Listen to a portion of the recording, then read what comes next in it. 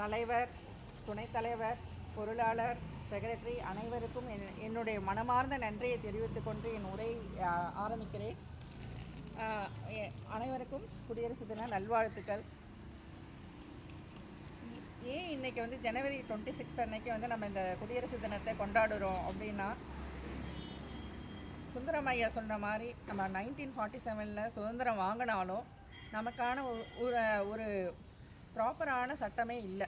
என்ன பண்ண போகிறோம், எப்படி ஆட்சியை அமைக்க போகிறோம், எதுவுமே ஒரு ஐடியாவே இல்லாமல் இருந்ததால் நமக்கு அதற்கான சட்டத்தை உருவாக்கி அதை வந்து நிறைவேற்றுற நாள் தான் இந்த ஜனவரி 24. வந்து நம்ம வரலாற்று சிறப்புமிக்க நாளாக மாற்றணும், அதை கொண்டாடணும், எல்லாரும் சீரு சிறப்பமாக அதை வந்து கொண்டாடணுன்றதுக்காக தான் ஜனவரி 26 1950s ஸ்டார்ட் பண்ணி இந்த விழாவை நம்ம தொடர்ந்து நடத்தி கொண்டு வருகிறோம். இதனால் என்ன, இந்த சட்டத்தில் என்ன சொல்லியிருக்காங்க, the Constitution of India. So Constitution of India வந்து உருவாக்கி அதை உருவாக்கினது வந்து டாக்டர் அம்பேத்கர். அவருடைய தலைமையில் ஒரு குழு அமைச்சு 1947 3 வருஷம் எந்தெந்த கண்ட்ரியெல்லாம் என்னென்ன நல்ல நல்ல திட்டங்கள்லாம் இருக்கோ எல்லா திட்டத்தையும் எடுத்து யூரோப்பியன் கண்ட்ரிஸு, UK, USA எல்லாத்துலேயும் இருக்க பெஸ்ட்டு என்னவோ அந்த எல்லா பாலிசிஸையும் எடுத்து ஃப்ரேம் பண்ணதான் நம்மளுடைய கான்ஸ்டியூஷன் ஆஃப் இந்தியா. ஸோ அதில் வந்து ஈவன் அந்த பிரிட்டிஷ் ஆளுங்களும் நமக்கு நல்ல ஸ்கீம்ஸ்லாம் கொடுத்துருக்காங்க. ஸோ அதுவும் நம்ம எடுத்திருக்கோம். ஸோ அந்த கான்ஸ்டியூஷன் ஆஃப் இந்தியா அந்த சட்டத்திட்டத்தை மக்கள் அதை குடியரசு அரசியல் அமைப்பு திட்டத்தை உருவாக்கி அதை நிறைவேற்றின நாள் தான் ஜனவரி 26. ஸோ வரலாற்று சிறப்புமிக்க நாள் இது. இந்த ஏன் ஜனவரி 26 வேறு ஏதாவது டேட் செலக்ட் பண்ணியிருக்கலாம் இல்லையா? ஏன்னா அது 30 வருஷத்துக்கு முன்னாடி 1929 லாகூரில் ஒரு மாநாடு நடந்தது. அந்த மாநாட்டில் வந்து எல்லா அரசியல் தலைவர்களும் நம்ம முழுமையான ஒரு சுதந்திர நாடை வாங்கி ஆகணும், ஸோ அதுக்கான முயற்சி எடுக்கணும்னு முடிவு பண்ணி அதுக்கான வேலையில் இறங்குறாங்க. ஸோ அந்த நாளை நினைவு கூறணுன்றதுக்காக தான் ஜனவரி 26 அந்த டேட்டை ஃபிக்ஸ் பண்ணாங்க. மற்ற டேட் இல்லாமல் ஏன் 26ன்னா அந்த டேட்டை வந்து மரியாதையாக, ஏன்னா அதில் தான் அந்த முடிவு வச்சாங்க. நம்ம வந்து கம்ப்ளீட்டாக ஃப்ரீடம் ஆகணும், அதை நம்ம செயல்படுத்தி ஆகணுன்றது அந்த காங்கிரஸ் லீடர், அப்போ எல்லாமே காங்கிரஸ் தான். ஸோ காங்கிரஸ் லீடர்ஸ் வந்து முடிவு பண்ண நாள் தான் 26. ஸோ அதனால் இந்த எல்லா சட்டத்திட்டங்களும் ரெடியானாலும், கான்ஸ்டியூஷன் ஆஃப் இந்தியா ஃபுல்லும் ரெடியானாலும் நவம்பர் 26 1949 ரெடி ஆகிடுச்சு. பட் அதை செயல்படுத்துறதுக்கான கரெக்டான ஒரு மாதத்தையும் தேதியும் குறிக்கணுன்றதுக்காக தான் ஜனவரி 26 செயல்படுத்தினாங்க. அதை வந்து ஃபஸ்ட்டு செயல்படுத்தினது வந்து நம்மளுடைய first president Rajendra Prasad.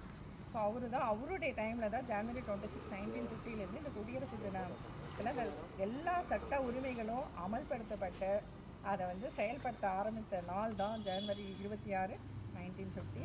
So நம்ம இன்றும் சிறப்பாக கொண்டாடி கொண்டிருக்கிறோம். ஸோ இதிலேருந்து என்ன தெரியுதுன்னா, நமக்கு என்ன ஆட்சி வேணும், என்ன நம்மளுடைய உரிமைகள் என்ன, அதில் என்ன கொடுத்துருக்காங்க கான்ஸ்டியூஷன் ஆஃப் இந்தியாவில், நம்மளுடைய உரிமைகள் என்ன, அதோட கடமைகளும் என்ன, ரெண்டுமே முக்கியம். நம்ம கடமைகளும் முக்கியம், அதுக்கான உரிமைகளும் முக்கியம். அந்த உரிமை எப்படி வாங்குறது அப்படின்ற எல்லா விஷயமே அதில் கொடுத்துருக்காங்க. ஸோ நம்மளுடைய உரிமை என்ன, நமக்கு பிடித்த ஆட்சியாளர்களை தேர்வு செய்கிற உரிமை நமக்கு இருக்குது. எப்படி, இந்த ஒத்த விரல் நாம் போடுற அந்த ஓட்டு அதுதான் எல்லாத்தையும் டிசைட் பண்ண போகுது. ஸோ அந்த உரிமையை கரெக்டாக அதில் தான் அந்த பாலிசியில் தான் எழுதியிருக்காங்க. ஸோ நமக்கு யார் வேணும், எந்த மாதிரி ஆட்சி வேணும், ஊழல் இல்லாத ஆட்சியா, நல்ல ஆட்சியா, நல்ல திட்டங்களை நிறைவேற்ற ஆட்சி என்ன வேணும், அதை நாம் தான் டிசைட் பண்ணணும். அதுதான் நம்மளுடைய கடமை. அதை நல்ல ஆட்சியாளர்களை தேர்வு செய்கிறது நம்மளுடைய தலையாய கடமை. நல்ல ஆளுங்களை செலக்ட் பண்ணலன்னா நாம் தான் அந்த கஷ்டத்தை அனுபவிக்க போகிறோம். ஸோ அதனால் அந்த எல்லா ஃபுல் போனீங்கன்னா யார் எப்போ மாறுவாங்க, எப்போ இருப்பாங்க தெரியாது. ஸோ அதை சட்ட வடிவமாக கொண்டு வந்து நிறைவேற்றி நமக்கு அந்த உரிமையை கொடுத்தது அந்த சட்டத்திட்டம் தான். ஸோ அதுதான் இந்த குடியரசு தின விழாவில் நம்ம நினைவு கூறணும். ஸோ நாம் வந்து நம்மளுடைய கடமைகளை கரெக்டாக நிறைவேற்றி இந்த எல்லாத்தையும் பாதுகாக்க வேண்டியது நம்மளுடைய கடமை. நம்மளுடைய நம்மளுடைய சந்ததியினர், நம்மளுடைய பசங்களுக்கு இதெல்லாம் சொல்லி வளர்க்கணும். என்ன நம்ம கடமை, இது எப்படி இந்த அரசியல் அமைப்பு இருக்குது, எப்படி ஊராட்சி தேர்தல் நடக்குது, பேரூராட்சி தேர்தல், எல்லா விதவிதமான அந்த எல்லா லெவல்லையுமே தேர்தல் நடக்குது. எதுவும் யாருக்குமே தெரியவில்லை. இப்போ யாராவது ஸ்டூடெண்ட்ஸ் கேளுங்க, தெரியதில்லை. ஈவன் காலேஜ் ஸ்டூடெண்ட்ஸ் கேளுங்க, யாருக்குமே தெரியதில்லை. அதனால் நாங்களே இப்போ என்னென்னா அந்த சிலபஸ் புக்கில் கான்ஸ்டியூஷன் ஆஃப் இந்தியா அதில் 11 கமெண்ட்ஸ் இருக்குது. அது என்ன, அது எப்படி இம்ப்ளிமெண்ட் பண்ணுறாங்க எல்லாமே இப்போ சொல்லிக் கொடுக்க சொல்கிறாங்க, கவர்மெண்ட்டும் சொல்கிறாங்க. ஸோ நாம் வந்து யங்ஸ்டர்ஸ்க்கு இப்போ இங்கே இந்த ஸ்கூல் ஸ்டூடெண்ட்ஸ்லாம் இருக்காங்க, யாராவது கேட்டோம்னா யாருக்கும் தெரியாது. தெரிய மாட்டேன், அவனுக்கு கான்ஸ்டியூஷன் ஆஃப் இந்தியானா தெரியாது, எங்களுக்கும் தெரியாது. நானும் இப்போ தான் இப்போ எங்கள் காலேஜில் இதை நாங்கள் முன்னிறுத்தி இது எல்லாருக்கும் சொல்லிக் கொடுக்கணும். இப்படி என்ன நடக்குது, எப்படி இங்கே நம்ம ஏன் மெட்ரோ நகர் வந்து ஒரு சங்கம் வச்சுருக்கோம், நமக்கு யார் இந்த ரைட்ஸ் கொடுத்தா, இது என்ன அமைப்பு, இது தெரியணும் நமக்கு. இந்த உள்ளாட்சி அமைப்பில் எப்படி நமக்கு இந்த பவர் வருது அதை நம்ம தெரிஞ்சுக்கணும், அதை நம்ம பிள்ளைங்களுக்கு சொல்லிக் கொடுக்கணும். அதேமாதிரி எப்படி நம்ம இந்த ஆஃபீஸ் லோக்கல் பஞ்சாயத்து ஆஃபீஸ் எப்படி ரீச் பண்ணுறோம், நாம் வந்து முனிசிபாலிட்டி ஆகிட்டோம், அங்கே யாரெல்லாம் லீடர்ஸ், அவங்கள யார் செலக்ட் பண்ணுறாங்க, அவங்களுக்கு என்னென்ன பவர் எல்லாமே தெரிஞ்சால் இன்னும் நல்லாயிருக்கும், சிறப்பாக இருக்கும். இது தெரியறதுனால என்ன அப்படின்னா நம்ம நல்ல ஆட்சியாளர்களை தேர்ந்தெடுக்கலாம். அவங்களுடைய என்ன ப்ரொஃபைல், அவங்க என்ன நோக்கத்தோடு இந்த ஆட்சிக்கு வராங்க, நமக்கு அந்த ஆட்சி தேவையா தேவையில்லையா, அவங்க நல்ல லீடராக இருப்பாங்களா, நம்மளுடைய கோரிக்கைகளை ஏற்று நடத்துவாங்களா, அதுதான். அதை வந்து நம்ம தெரிஞ்சுக்கிட்டாதான் நல்லா பண்ண முடியும். ஸோ நான் என்ன சொல்ல வரேன்னா, இந்த நம்மளுடைய இளைய சந்ததிகளுக்கு எல்லாமே தெரிய வச்சு வளர்க்கணும். ஸ்கூல் போர்ஷன்ஸில் அது கிடையாது. என்னன்னு சொல்கிறதுல நம்ம இந்த 26ஆம் கொடியேற்றுவோம் சொல்லுவோம், 15ஆம் ஆகஸ்ட்டில் 1, அதுக்கப்புறம் நம்ம யாரும் யோசிக்கிறதே கிடையாது.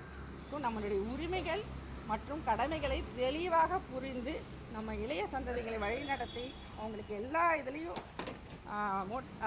கைடன்ஸ் கொடுத்து கொண்டு போகிறது தான் நம்மளுடைய கடமையாக நம்ம எடுத்து இந்த நாளில் நினைவு கூர்ந்து அதை செயல்படுத்துறதுக்கான வழிமுறைகளையும் நாம் ஆரம்பிக்கணும். அதை தொடர்ந்து செய்யணும். சீனிவாசன் ஐயா சொன்ன மாதிரி இந்த நகரோடைய வளர்ச்சிக்காக சில நல்ல திட்டங்களில் செயல்படுத்தணும். நமக்கு அதுக்கு ஃபண்டும் வேணும், அதுக்கு எல்லாருடைய சப்போர்ட்டும் வேணும். அதை நம்ம எல்லோரும் நம்ம கடமையாக எடுத்து அது நல்லபடியாக செய்யணும். யாருக்கெல்லாம் டைம் இருக்கும், ஏன்னா எல்லாருமே ஒர்க்கிங் பீப்புள் தான். நானும் இங்கே ரொம்ப வரதில்லை. நான் ஏன்னா எல்லாருக்கும் தெரியும், நான் ஒர்க் பண்ணியிருக்கேன், 27 இயர்ஸ் ஒரு காலேஜில் ஒர்க் பண்ணியிருக்கேன், செல்ஃப் ஃபைனான்சிங். ஸோ செல்ஃப் ஃபைனான்சிங்னா உங்களுக்கு தெரியும் எவ்வளோ ஒர்க்லோடு இருக்குங்க. ஸோ அதையும் நம்ம சமாளித்து எல்லாம் பண்ணுறோன்னா என்னுடைய ஹஸ்பண்ட் தான் அதெல்லாம் பார்த்துக்கிறாரு. ஸோ யாராவது ஒருத்தர் வீட்டில் யார் ஃப்ரீயாக இருக்காங்களோ, யாருக்கு டைம் இருக்கோ அவங்க இந்த நலத்திட்டங்களுக்கு டெஃபினட்டாக உங்களுடைய பங்களிப்பை கொடுங்க. நம்ம நகரை நல்லபடியாக வச்சுருது நம்மளுடைய கடமை. அதுக்கான சிறப்பான சப்போர்ட்டும் நீங்கள் கொடுக்கணும்.